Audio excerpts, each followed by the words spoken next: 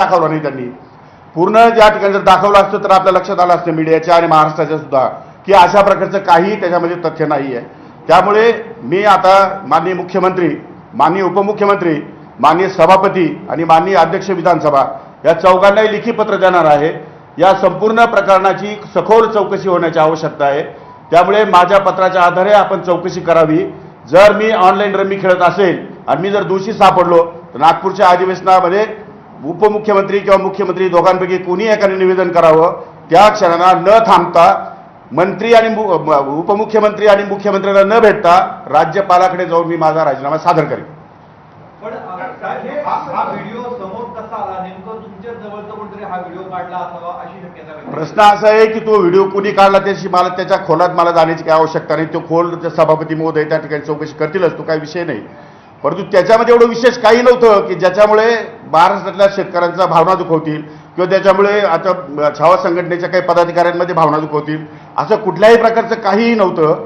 काहीही असं वेडवाकडं केलेलं नाही. मी आतापर्यंत शेतकऱ्याच्या संदर्भात महाराष्ट्रात इतके निर्णय घेतले, त्या संदर्भामध्ये कोणी काही या ठिकाणी भाष्य केलेलं नाही आणि फक्त ज्याचा शेतकऱ्याशी संबंध नाही अशा गोष्टीच फक्त मीडियामध्ये दाखवल्या गेल्या. त्यामुळे या संदर्भामध्ये जे दोषी असतील त्या सर्वांचे CDR चेक करायचे. त्या सर्वांनी ज्यांच्या पाठीमागचा सूत्रधार कोण आहे, कुणी याच्यामध्ये भाग घेतलेला आहे, या सगळी चौकशी एकदा होऊन जाऊ द्या. एकदा होऊन जाऊ द्या. वारंवार कृषी मंत्री म्हणून जे काय मीडियाच्या समोर आणलं जातं त्या संदर्भातली संपूर्ण चौकशी मुख्यमंत्री महोदयांनी करावी असं मी माझं स्वतःचं पत्र राज्यपाल मुख्यमंत्री, उपमुख्यमंत्री, सभापती आणि अध्यक्ष या चौघांना देणार आहे.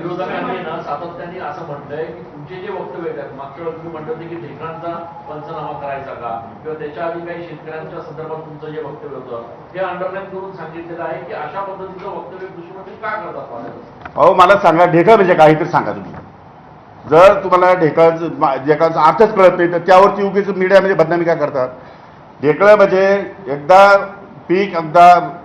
त्यामध्ये पीक काढणी प्रयोग संपला की त्यानंतर शेतीला नांगरट करावी लागते आणि नांगरट केल्यानंतर त्या नांगरटीमध्ये जर शेती पाणी बागायती असेल तर काही प्रमाणात मातीचे या ठिकाणी मोठे मोठे ढेपले या ठिकाणी बाहेर येतात, काही ठिकाणी माती बाहेर येते, काही ठिकाणी मोरूप येतो.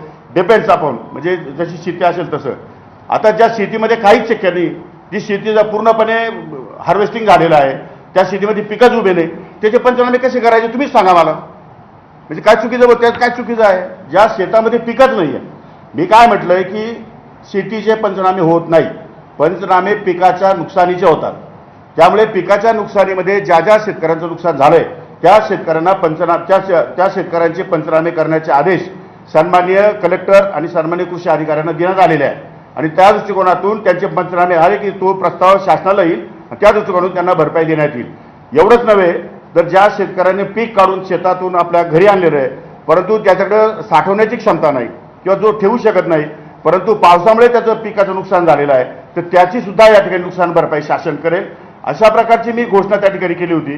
त्यामुळे जिथं माती आहे त्या जमिनीत काहीच नाही आहे त्या जमिनीचे पंचनामे कसे करायचे मला हे तर तुम्ही एकदा समजून सांगा.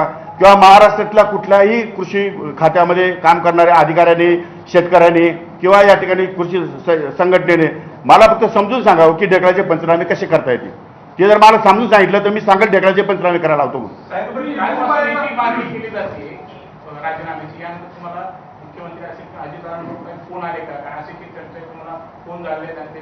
प्रश्न असा आहे, राजीनामा देण्यासारखं घडलं काय? राजीनामा देण्यासारखं घडलं काय? मी काय कोणाचा विनयभंग केलेला आहे, मी चोर केलेलं आहे, शेतकऱ्यांच्या विरोधात निर्णय घेतलेला आहे, माझी काय पार्श्वभूमी गुन्हेगारीची